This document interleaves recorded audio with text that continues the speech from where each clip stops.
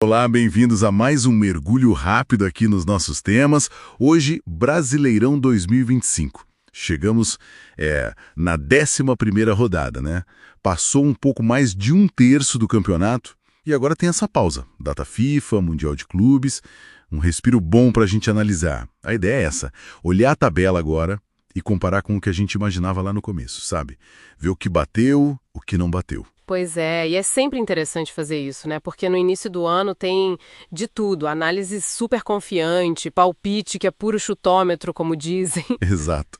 Aí a bola rola, 11 rodadas se passam e a realidade às vezes mostra uma coisa bem diferente daquilo. Com certeza. Vamos começar por cima, então. Algumas coisas, olha, não mudam muito, né? Palmeiras e Flamengo continuam ali naquela toada, confirmando o favoritismo. Flamengo líder, Palmeiras em quarto, mas a diferença de pontos é mínima. Sim, bem pequena. As fontes falam que eles são muito consistentes, né? Dificilmente dão margem para erro. Aquela dinâmica que a gente já conhece. Exato, mas se essa dupla entrega o esperado, tem o Botafogo, né? Aí a coisa muda. Nosso Botafogo. Campeão ano passado, todo mundo esperando brigar lá em cima de novo. E a realidade? Completamente diferente. O time tá, assim, patinando na parte de baixo da tabela. É uma decepção grande para a torcida, imagino. Com certeza.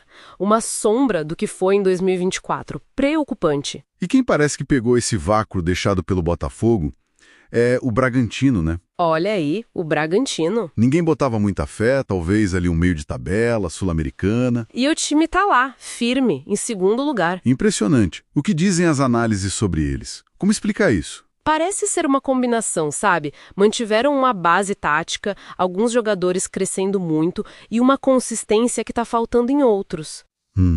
Surpreende não só pela posição, mas pela forma sólida como estão jogando. Pouca gente esperava isso nesse nível. E falando em surpresa, o Cruzeiro? Esse era uma incógnita total no começo. Total. Contrataram Dudu, Gabigol, choveu crítica, piada, né? Que eram jogadores ultrapassados. Muita desconfiança mesmo. E agora, terceiro lugar. Estão calando os críticos. Imagina a torcida do Atlético como tá. Ah, sem dúvida. É o futebol mostrando como ele pode ser, né? Pegaram o que era visto como risco e transformaram em resultado. Exato. As fontes não apontam uma coisa só, mas falam de encaixe tático, confiança recuperada desses jogadores, surpreendeu geral. Bom, enquanto uns sobem inesperadamente, outros gigantes estão tropeçando feio, né? Pois é. Se a gente olha para Internacional, São Paulo, Grêmio, Corinthians, até o Santos, né? A situação preocupa. Preocupa muito. Todos bem abaixo do esperado pelo histórico, pelo investimento. Ali na segunda página da tabela. É um contraste muito grande com o protagonismo que a gente espera deles. E nesse grupo, talvez o Inter seja a maior surpresa negativa, né? Concordo. Tinha uma expectativa alta sobre eles.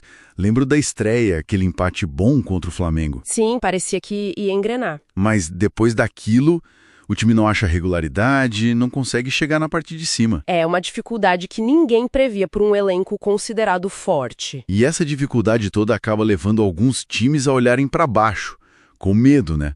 Já começam os pesadelos com os fantasmas do rebaixamento, como uma fonte colocou. É verdade. E o caso mais simbólico talvez seja o Sport lá na lanterna. O Sport. Tem uma fonte que levanta uma questão interessante sobre eles. Ah, da polêmica de 87? Título, módulos diferentes, cada um se diz campeão. Uma novela antiga. E a fonte pergunta, será que essa insistência toda nessa briga pelo passado não acaba atrapalhando o presente? Esse histórico recente do esporte, de ficar nesse ioiô, sabe? Sobe para A, cai para B. É uma provocação interessante essa conexão. Faz pensar se o foco não se desvia um pouco do campo, né? Pode ser. E não é só o esporte sofrendo lá embaixo. Tem outros de camisa pesada perto. Santos, Fortaleza, Juventude também tá por ali. Claro, 11 rodadas é cedo, né? Como as fontes mesmo dizem. O campeonato é longo. Sim, bem cedo para definir qualquer coisa. Mas já dá para ver um desenho se formando, né? Tendências importantes. Exato. Mostra que apesar do domínio lá de cima, tem muita coisa acontecendo nas outras brigas da tabela. Perfeito. Acho que o ponto central desse nosso mergulho foi esse mesmo. O contraste, às vezes, enorme entre o que se esperava e o que a gente está vendo no Brasileirão depois desse primeiro terço. E reforço o que muita gente está falando, que esse é, de fato, um dos campeonatos mais disputados dos últimos tempos. Com certeza. E isso deixa a gente com uma reflexão final, né, para quem está nos acompanhando. Com toda essa imprevisibilidade, esses times grandes patinando, surpresas como o Bragantino e Cruzeiro parecendo forte, o que isso realmente diz sobre o equilíbrio de forças no futebol brasileiro hoje? Será que a competitividade é maior do que a gente pensa, para além daquele grupo de sempre, dos favoritos que a gente cita todo começo de temporada? Fica aí a pergunta para a gente pensar enquanto a bola não volta a rolar.